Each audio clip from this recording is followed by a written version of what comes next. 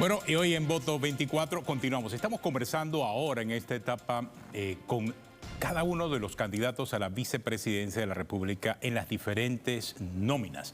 Y hoy nos acompaña José Raúl Mulino, candidato a vicepresidente en la alianza Realizando Metas y el partido Alianza. De José Raúl Mulino, bueno, se puede hablar mucho y creo que podemos quedarnos toda la mañana, pero estamos ante alguien que ha sido no solamente ministro de Seguridad, que quizás es el último puesto que se recuerda, pero él también fue ministro de Gobierno y Justicia cuando existía un Ministerio de Gobierno y Justicia, fue canciller.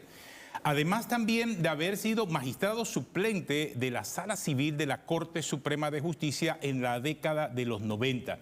Fue miembro principal del Consejo Nacional de Relaciones Exteriores. Participó en la firma de los tratados de asistencia legal mutua sobre asuntos penales y delitos relacionados con tráfico de drogas en la década del 90. También fue presidente de APEDE, fue presidente del Consejo Nacional de la Empresa Privada, CONEP, de la Asociación Panameña de Derecho Marítimo, entre muchas otras posiciones. O sea que estamos hablando, y vamos a hablar hoy, con una persona que conoce ampliamente el espectro político, no solamente dentro de la conformación de un partido, porque nos ha hablado también que tuvo y fue parte de dos partidos políticos, y estuvo dentro de la conformación de esos partidos políticos. Estamos hablando de alguien que conoce todo este espectro de la política, de la administración pública y también de la parte gremial de este país. Así que, José Raúl Mulino, gracias por acompañarnos esta mañana. Muchas gracias. Vale la pena explicar ese antecedente de las personas con las que estamos conversando, porque hay unas nuevas generaciones que quizás no conocen la figura. Así que lo importante es ponerlo en contexto. Pero ahora, en esta nueva etapa, sí sería bueno entender cómo visualiza José Raúl Mulino el país. ¿Cómo lo ve? ¿Qué propone? O sea, ¿dónde estaría el cambio más importante que hacer en este país? Buenos días. Gracias otra vez. Miren, si tuviera yo que escoger una palabra para definirlo todo, diría que el país está muy deteriorado, integralmente hablando. La economía, todos sabemos cómo está marchando. La vida pública, en este momento, muy deteriorada también, muy cuestionada, con muchos argumentos de la población para cuestionarla. Porque en realidad el pueblo panameño sufre hoy un desgaste grande por parte del día a día en que conducen sus destinos. Siento igualmente que el mayor esfuerzo que tenemos que hacer una vez llegados al gobierno es encontrar la fórmula para llevarle vida mejor a todos los ciudadanos panameños. Yo creo que esa es una meta importantísima para nosotros, al menos, en esta alianza con el partido Alianza, valga la redundancia. Y sobre todo, trabajo y empleo bien remunerado para todos los panameños. Ojalá podamos lograrlo. La economía del sector privado, todos los días pasan por aquí distintos gremios, distintos representantes que ponen en perspectiva los números, ¿no? De cómo está la industria, cómo está el comercio, lo que causó la pandemia, lo que causó la huelga de hace escaso mes y medio. Todo eso ha agotado la economía del país, el rendimiento de Panamá como país. Sin embargo, yo siento que tenemos muchas oportunidades. Yo creo que Panamá es un país que va de la mano de Dios en el sentido de todas las oportunidades que como nación tenemos y la vocación que tenemos que desarrollar hacia nuestra fortaleza natural, que es la vocación al mar, vocación a la logística y educar al pueblo. Señor Mulino, pero ¿por dónde arrancar? Usted ha planteado realmente el escenario y nosotros vemos que los candidatos prometen muchas cosas, pero a quien le toque gobernar después del 5 de mayo tiene una deuda pública histórica, tiene muchísimos retos a nivel de cómo generar empleo, cómo luchar para no perder el grado de inversión. Es decir, el tema del agua también es importante. ¿Hacia dónde se dirigiría la estrategia? ¿Qué sería lo primero que hay que atacar? Yo creo que para poder dar una respuesta al pueblo honesta y sincera, tenemos que entender bien cómo nos deja el gobierno el Estado de la Nación. Yo estoy seguro que cuando comencemos a levantar la alfombrita, aquí se va a encontrar mucha más belleza de la que ya se dicen. Y eso va a tener que poner al nuevo gobierno a nosotros como gobierno en una disyuntiva para priorizar lo prioritario, valga la redundancia. Tú has mencionado problemas serísimos, la deuda pública. Eso definitivamente tiene que pasar por un proceso de replanteamiento, de renegociación, sobre todo los vencimientos de este año, que no hay plata para pagarlos, tan sencillo como eso. Y vamos a tener que hacer un programa de refinanciamiento con los distintos acreedores internacionales que son la gente grande en el mercado. Por otro lado, mencionaste algo crucial, el tema de la Caja del Seguro Social. Es un tema que no se puede dilatar más. El problema del agua, con un IDAN que no funciona. Todas estas situaciones con entidades del Estado fallidas ya, que eso no es por gusto, no da más, nos llevaron al replanteamiento de una reforma del Estado. Yo en lo personal he empujado desde hace mucho tiempo el tema de la constituyente, porque creo que es la manera pacífica e incluyente de reparar las cosas con una visión de por lo menos a 50 años. Y participaríamos todos, no es una cosa que se excluye, tampoco es un tema exclusivo de partidos políticos, sino de todo el país. Nosotros tuvimos una experiencia provechosa en el año 46, 1946, y esa asamblea dotó al país de la mejor constituyente que hemos tenido, la de 1946. Entonces yo creo que hay que ver las nuevas instituciones que queremos crear o reformar. La justicia es una. Yo creo sinceramente que nosotros tenemos que plantear, elevar a rango constitucional algunas cosas como la autoridad de salud, para poder reordenar la duplicidad de funciones que hay entre el Ministerio y la Caja, así como también ver con luces largas y mucha visión a dónde va a estar el país posicionado en las próximas décadas y comenzar a educar a los muchachos jóvenes hacia allá.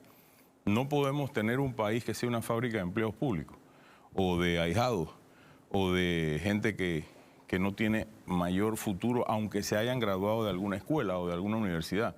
Tenemos que preparar a la juventud hacia los retos del trabajo y empezar a enrumbar el país hacia allá. Yo siento que por ahí es el camino, pero bueno, tenemos que pasar esta campaña rápido, son 3 meses, llegar al poder, escoger un gran gobierno y hacer las cosas como Dios manda. Hablando de una Asamblea Nacional Constituyente, que usted, como bien lo ha dicho, no es algo de ahora, en su momento voy a tomar algunas declaraciones que usted hizo en el año 2016 precisamente sobre este tema. Y usted decía que consideraba primordial cambiar el sistema de elección de los diputados, transformar y renovar el Poder Judicial más allá de los magistrados y que se cree una entidad que administre los presupuestos del órgano judicial y el Ministerio Público para que solo se dediquen a administrar justicia. También decía que era importante que se integren artículos transitorios en los que se incluiría la interinidad de todos los funcionarios del Ministerio Público, Tribunal Electoral, órgano judicial, entre otras entidades, para que las nuevas autoridades sean designadas como mandaría la Constitución que se aprobase en ese momento. ¿Se mantiene usted en esos mismos puntos? Ni una letra le quito. Yo siento que este país hay que transformarlo, darle un revolcón, como decía mi amigo Pepe Muñoz, pero en el buen sentido, y sobre todo esa entidad, el órgano judicial, volverlo a ser eficiente, con gente seria al frente. Y eso que tú mencionas y que yo lo dije y lo propuse, una oficina de administración, es precisamente, y lo digo como abogado, los abogados no somos buenos administradores. Por lo menos yo llegué al derecho yéndole a los números. Así que lo digo por mi propia experiencia, aunque he tenido que aprender en la vida. Sin embargo, un juez no tiene la capacidad profesional para hacer el presupuesto de su despacho y poner eso a trabajar bien durante el tiempo que tiene que ejercerlo. Entonces yo instituyo esta idea de una oficina de administración del órgano judicial precisamente para que sea, y eso no es nuevo, eso funciona en otros países. Le administran, le proyectan el presupuesto, ¿qué queremos? Esto y esto, bueno, vamos a trabajarlo así, y se va a la Asamblea de Diputados a establecer de acuerdo a los porcentajes que por Constitución debieran adscribírsele a la justicia en Panamá. Igualmente, replantear el esquema de elección de diputados, que tengamos en la próxima, ya será la próxima elección del año 2029, una asamblea diferente, con mayor nivel. Yo estoy seguro que en la elección que viene se va a elegir la mayoría o se va a reelegir la mayoría de los que se están reeligiendo. Yo creo que sí va a pasar factura, pero va a elegirse mucho de lo mismo.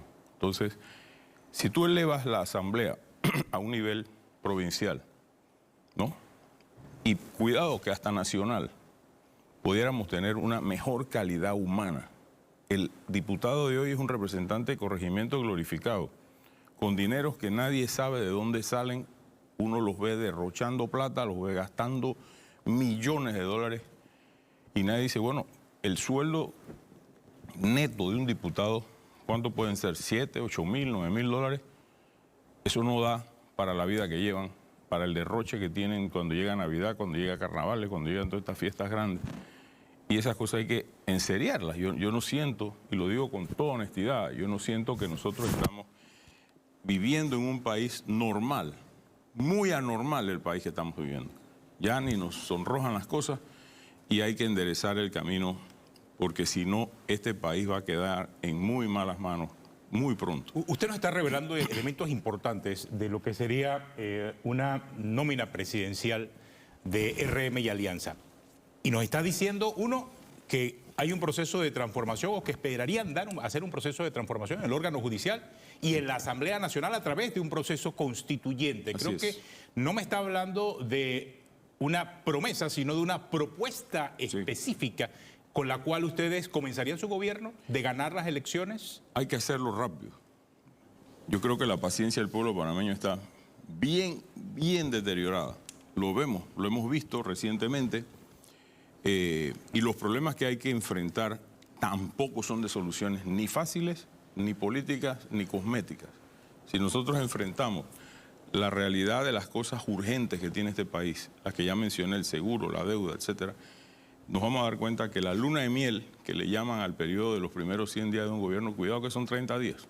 Cuidado que son 30 días. Y lo digo con toda franqueza porque no estoy aquí en ánimos de venir a engañar a nadie, sino simplemente decirle la cosa va a estar difícil. Van a dejar una economía, una hacienda pública precaria, muy dañada, muy deteriorada, un presupuesto ficticio.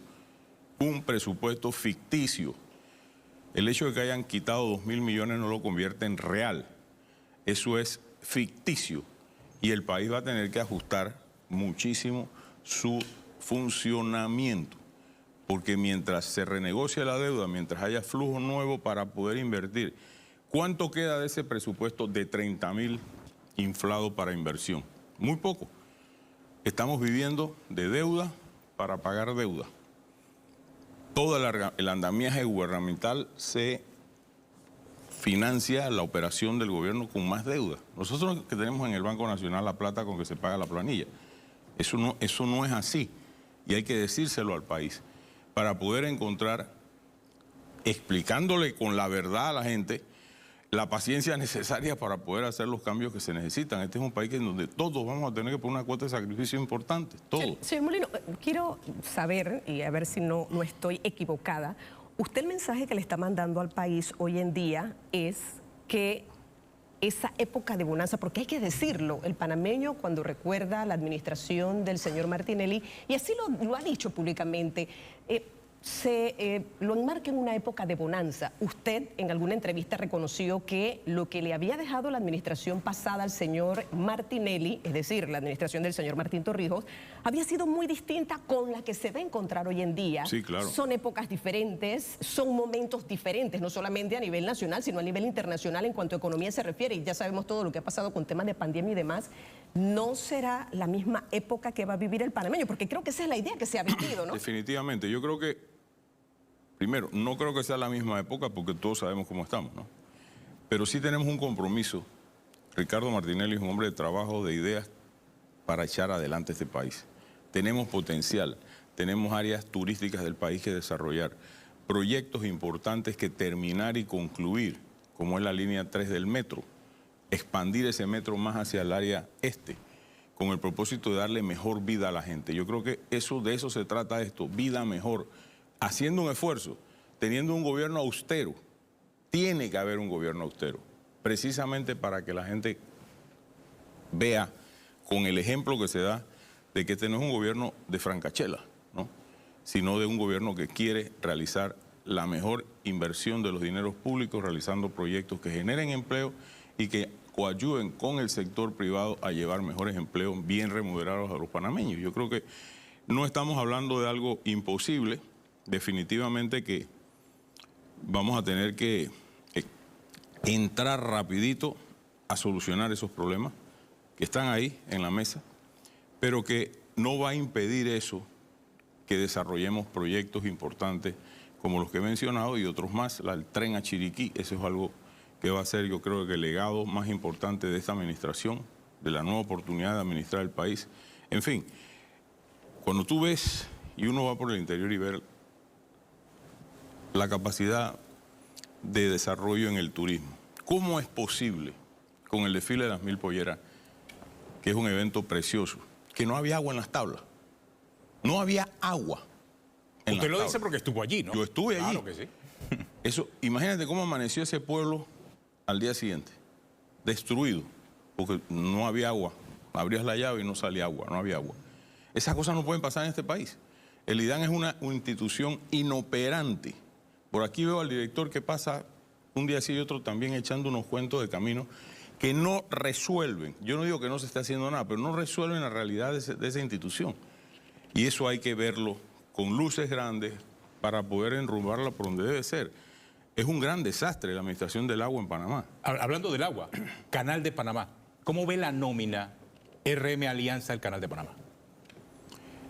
Nuestro principal recurso como país, nuestro símbolo de país. Cuando tú mencionas Panamá, en el exterior te dicen, el Canal de Panamá, ¿no? El canal lo es todo para nosotros. Además de lo que significa como pueblo, todo lo que se hizo para hacerlo panameño. Sin duda alguna, el tema del agua en el canal, y no soy un experto, pero sí he leído con mucho detenimiento las opiniones de expertos y técnicos, la más reciente del ingeniero de La Guardia, con relación al tema de Río Indio. Ese es un proyecto que hay que hacerlo, porque hay que hacerlo. El Canal de Panamá tiene que tomar las riendas de eso, coadyuvando con el gobierno nacional al mismo. Y resolviendo el problema social que también hay que resolver en el área, ¿no? Ahí vive gente, hay que plantear una solución social importante para ese sector de personas, pero no se puede detener. Miren, la cantidad de barcos que hay pendientes de cruce, barcos inmensos que no pueden cruzar. Algunos ya no pasan por Panamá, ya escogieron otra ruta porque no tenemos agua en el canal. Nosotros no nos podemos. Yo escuchaba hace unos días, creo que era la subadministradora del canal, decir que si eso no se corrige, en pocos años el canal se vuelve inoperante respecto al tonelaje marítimo que requiere hoy el comercio internacional cruzar por aquí. Miren los problemas de guerra, lo que está causando. Una naviera como Maersk, que ya enrumbó sus megabarcos hacia otro lado, precisamente porque no pueden pasar, porque no tenemos el agua. Entonces tenemos que rápidamente hacer ese proyecto, sí o sí, no hay duda de que eso se tiene que dar. Y por supuesto, en el menor tiempo posible. En el menor tiempo posible yo he escuchado a los técnicos que dicen 5 a 6 años. Mientras tanto, padece el canal de la falta de agua. Entonces, yo creo que eso es vital para aumentar el volumen del lago.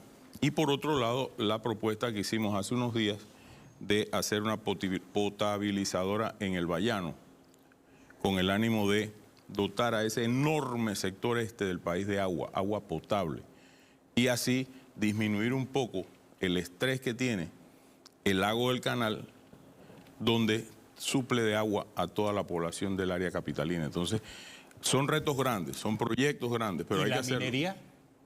Bueno, yo creo que la minería está todo dicho, ¿no? Ahora, tiene que haber un proceso de conclusión de esa mina ordenadamente. Eso no es verdad que tú puedes llegar ahí a apagar un switch como si fuera una lámpara y se acabó la mina.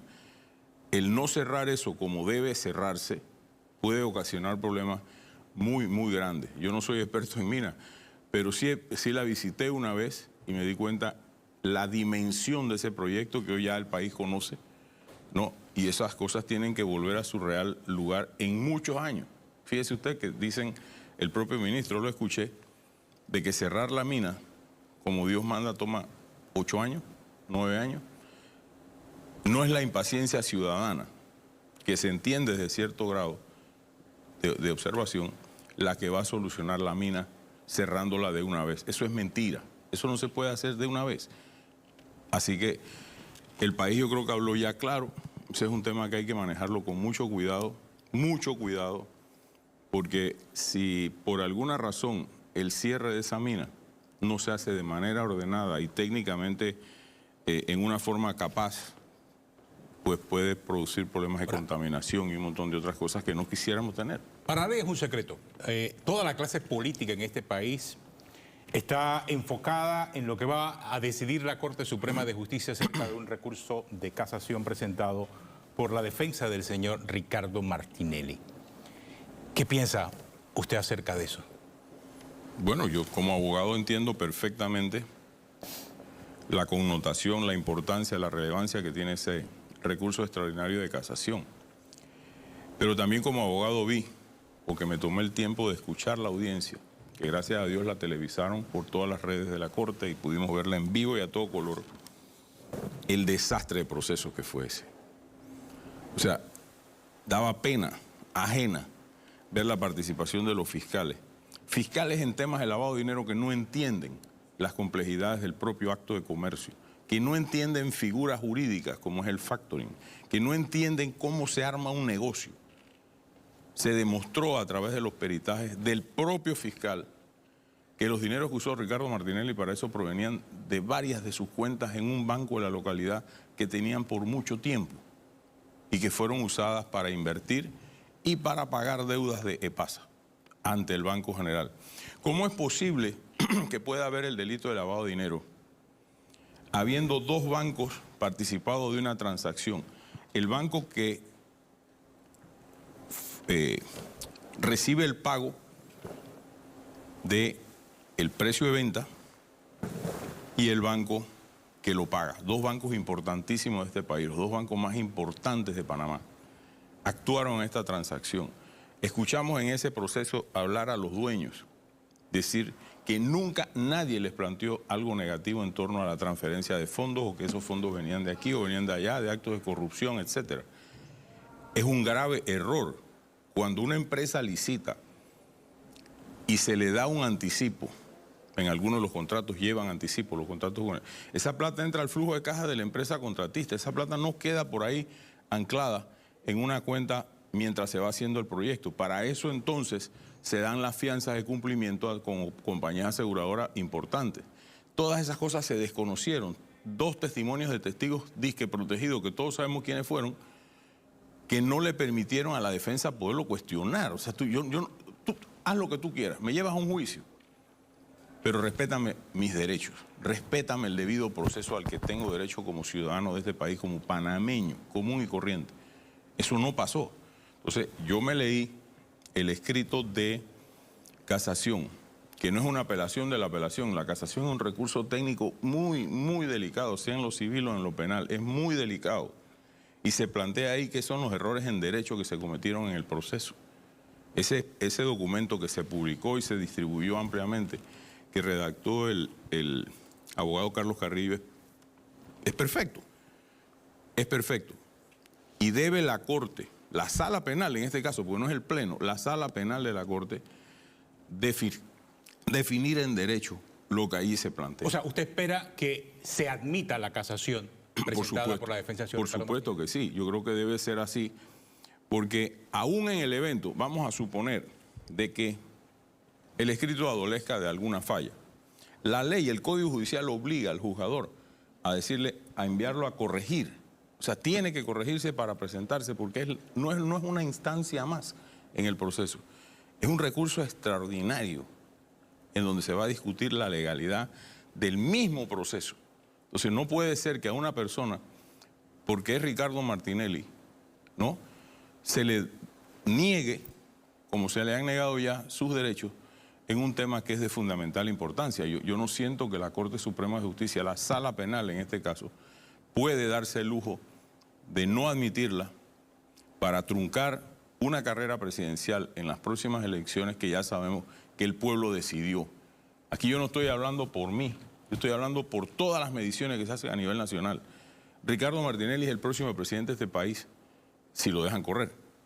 Entonces, ¿a qué están apostando? A que no corra.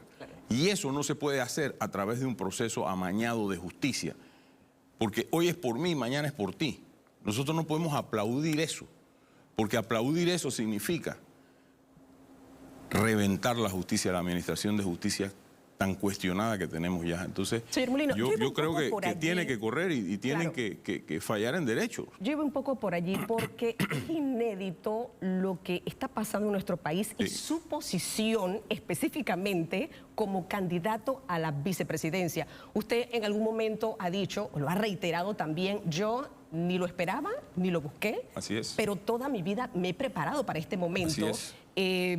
Usted fue candidato en las primarias de Cambio Democrático también, presentó algunas ideas, pero el 15 de febrero el Tribunal Electoral comienza a imprimir las papeletas de votación. Y puede pasar algo.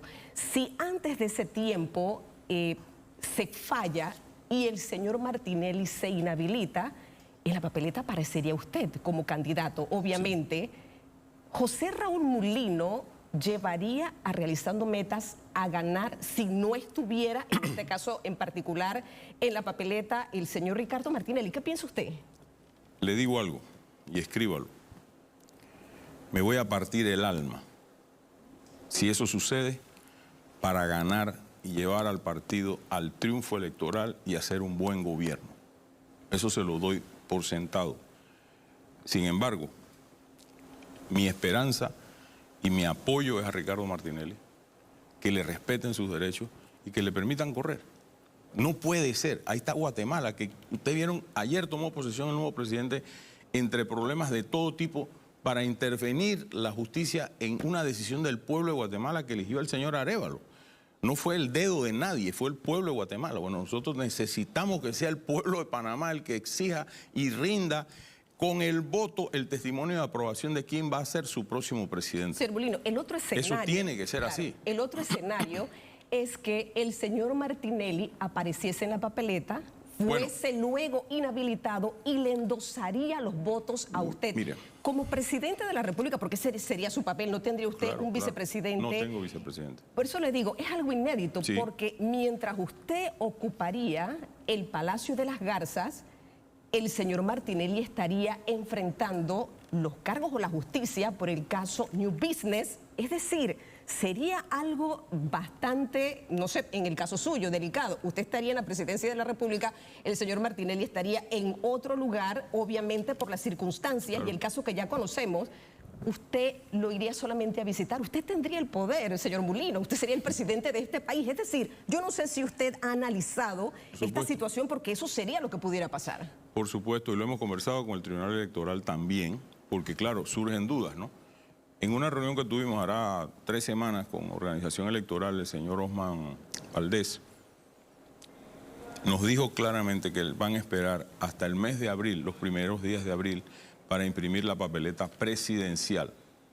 Ellos comienzan ahora en febrero a imprimir todas las otras papeletas que suman millones de papeletas. Y las presidenciales que suman 3.7 millones, cercano a 4 millones de papeletas, se van a imprimir a partir del día 2 de abril. De aquí al 2 de abril, ese escenario inédito, subrayo la palabra inédito, que muy bien planteas, se tiene que haber definido en una vía o en la otra. Por eso apelo yo a que sea en derecho y que se valore lo que ahí se ha planteado en ese recurso de casación prístinamente presentado por el licenciado Carrillo. De no ser así, pues si se definió el tema del señor Martinelli antes, en favor de él no habría ningún problema. Si llegamos a abril y aún no se ha definido, saldrá su cara en la papeleta de la elección del 5 de mayo próximo. Si se definió antes y lo sacan de la carrera, que es lo que quieren hacer, pues irá mi foto en la papeleta. Así que sí es inédito. Esto en la historia política de este país no ha pasado. Han habido de toda clase de cosas alrededor de la presidencia de la República, pero no esta. Y sinceramente lo único que yo aspiro es a que todas esas injusticias se revisen como debe ser en derecho y se restituya el Estado de Derecho a toda la gente que le han violado sus derechos a través de procesos amañados y burlos. El que no quiera entender que los Varela Leaks existieron es porque se hace el tonto. Ahí está la trama de todo lo que pasó durante 5 años en este país manipulando procesos. El que la hizo y se lo prueban en un proceso, que sea condenado. Pero no me pueden, y lo dice la voz de la experiencia, meter en un proceso porque a alguien le da la gana de fregarme la vida a mí, acabar con mi vida como ciudadano. Eso es lo que no se puede permitir aquí. Y eso es la lucha que se tiene. Y yo creo que Ricardo Martinelli ha dado muestras evidentes de que es un guerrero, de que es un luchador. Y está luchando para que se le respeten sus derechos. No es que está pidiendo más nada, que le respeten sus derechos. Esta pregunta se la hago a título personal a José Raúl Mulino, y no independientemente de las postulaciones que se han hecho realizando metas al Parlacén. ¿Debe Panamá salir del Parlacén? ¿Qué piensa usted? Ay, se lo dice a la persona que vio nacer el Parlacén. Es más, yo creo que yo fui el que firmé el tratado. Creo, no estoy muy seguro, pero sí me acuerdo haber ido al acto de lanzamiento del Parlamento Centroamericano, que surgió de una iniciativa de la entonces Comisión Económica Europea, tratando de emular en lo posible al Parlamento Europeo. En aquel tiempo, yo viví los procesos de paz en Centroamérica. Yo formé parte de la Comisión de Seguridad Centroamericana, tanto en la Guerra del Salvador como en el proceso de negociación con la URNG de Guatemala para poner fin a ambos conflictos bélicos. El Salvador fue en una forma, Guatemala fue en otra, pero firmaron la paz. Bueno, cuando se firma la paz, las fuerzas políticas internas de esos países no se hablaban. Y en la región tampoco.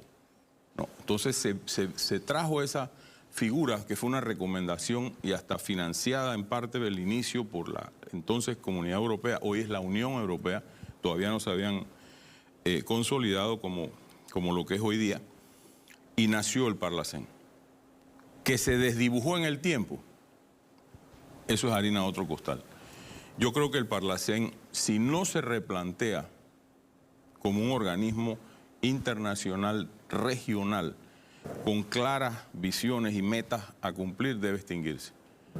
Porque no es, o sea, lo que se decide en el Parlacén, cada quien lo puede aplicar en su país o no aplicar, no es coercitivo.